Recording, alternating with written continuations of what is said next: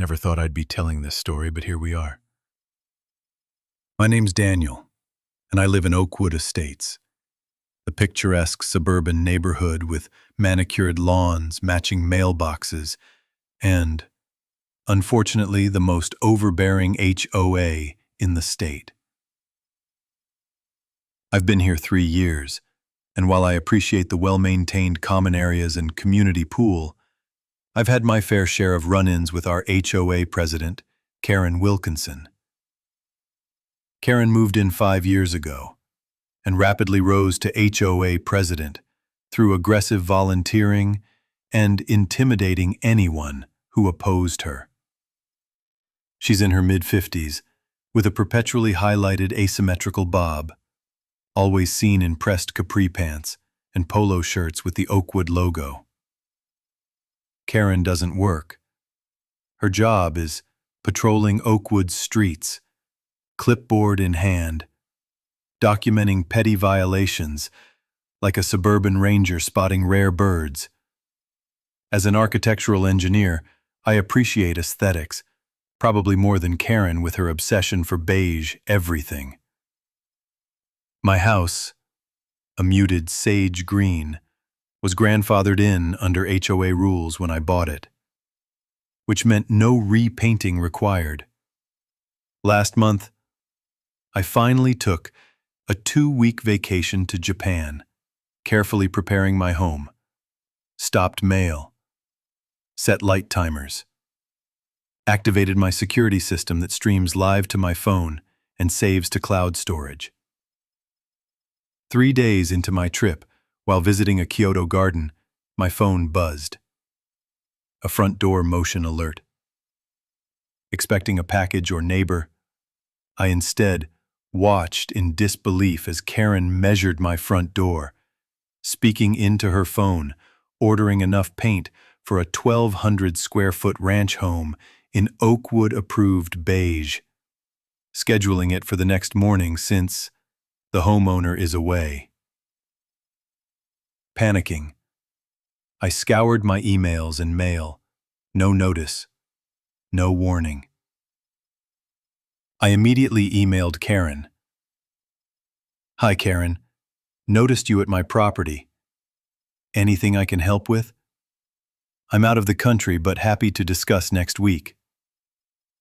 Minutes later, she replied, claiming my home's color was never properly approved by the current board, and they voted to remedy the violation at my expense, painting it beige tomorrow and calling it a courtesy. Stunned, I fired back, explaining my color was grandfathered and that painting it without consent would be trespassing and vandalism. Her smug reply insisted the grandfather clause was revoked in a revised covenant last year and this matter was closed. Calls to her went unanswered. Neighbors were too intimidated to intervene. Desperate, I called my lawyer friend, who specialized in property law. He assured me it was illegal, drafted a cease and desist letter. "You have no permission to paint this house. Leave immediately." The painters froze. Karen marched up to my camera, smugly declaring, "This is happening whether you like it or not."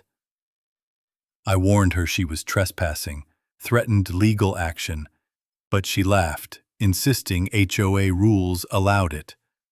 I called the local police's non-emergency line. They agreed to send an officer. I watched, heart pounding, as Officer Martinez arrived and confronted Karen, who tried to explain she was enforcing HOA rules. Through my speaker, I told him I was the homeowner, out of the country, had documented proof, and a cease and desist letter. Officer Martinez firmly informed Karen she had no legal right to alter someone's property without consent, regardless of HOA rules. Despite Karen's protests, he ordered her and the crew off my property under threat of trespassing charges. Karen hissed through gritted teeth, "This isn't over," before storming off. I sent the security footage to my lawyer, who called it a textbook abuse of HOA authority. For the rest of my trip, I checked my feeds obsessively. No further incidents. Upon returning, I filed a police report, a complaint with the state HOA Oversight Board, and, with my lawyer's help, organized a special homeowners meeting. The turnout was unprecedented. Karen swaggered in with her clipboard until she spotted my lawyer beside me. I calmly presented video evidence, Karen measuring, ordering the paint, ignoring the cease and desist, and directing the painters. The room was silent, except for gasps. Other neighbors then came forward, sharing their own Karen horror stories. When Karen tried to defend herself, her voice cracked under the weight of overwhelming evidence and neighborhood frustration. A vote was held, nearly unanimous. Karen was immediately removed from the HOA board. She sat motionless, stunned, until her clipboard clattered to the floor. Rising, she snarled that the neighborhood would regret this, that property values would plummet, and warned me my house was still in violation before slamming the door behind her. The room erupted in spontaneous applause. In that moment, as I looked around at relieved, smiling faces, I knew that Karen's reign of beige terror was finally over.